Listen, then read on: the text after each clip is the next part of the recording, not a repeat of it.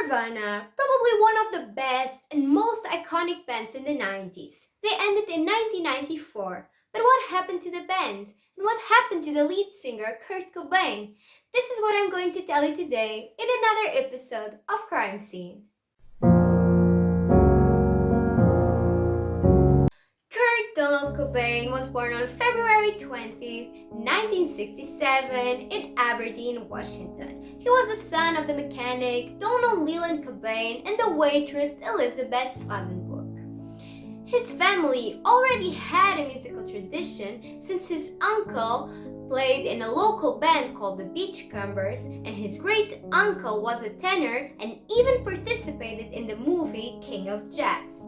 With only 2 years of age, Kurt could already sing, and 2 years later he started playing the piano, and there he wrote his first song about a visit to a local park. Kurt could also draw very well, since his room had a lot of drawings of Disney's most famous characters and his favorite bands.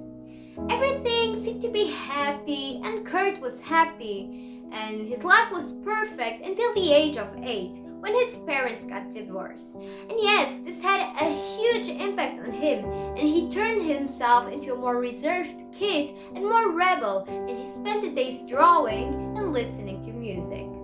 Kurt also didn't have a permanent home. Sometimes he lived with his mother, sometimes with his father, sometimes with friends, sometimes with other family members. So yeah, he was emotionally also very unstable. And when he turned 14, his uncle gave him his first guitar. And with that, he started writing songs and original songs.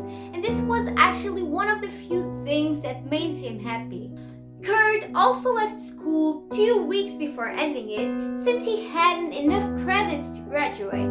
So he started dedicating himself to music, and with his friends Dave Grohl, who played drums, and Chris Novoselic, who played bass, they formed the band Nirvana. Little did they know that they were going to become one of the biggest and best bands on earth. Kurt decided himself to call the band Nirvana, and there are many theories that explain why the band is called Nirvana, but the most common one is that Nirvana means the liberty of the suffering, and this contrasted a lot with his life. And since music was the only thing that made him happy, he decided to call the band Nirvana because he was happy playing music with his friends. But there are also other theories that say that Kurt Cobain inspired himself in a documentary about the Nirvana state of mind, or that Nirvana was just a good sounding name that contrasted with other rock punk bands. But this is a question for the true Nirvana fans, so I'm going to let this to you. Besides that, after quitting school, he wasn't allowed to live with his mother anymore, so he moved with his friends to Olympia. And music was always an escape for him, since it contrasted a lot with what he lived at home and with all of his suffering that he associated with his family since the divorce of his parents. And with the entrance of Dave Grohl in the band as a drum player, the band started being more and more successful. The songs Come As You Are and Smells Like Teen Spirit became anthems for the generation who followed him, and the people who listened to his music saw him almost as a god. Everything seemed to be perfect. Yeah, it seemed to be perfect, but it wasn't, since Kurt suffered from a stomach disease and he started using drugs to cope the pain. And with the fans and the fame, he started abusing even more. On January 12, 1990, he met the lead singer of the band The Who in the Satirican pub in Portland. And the lead singer of this band was actually Courtney Love.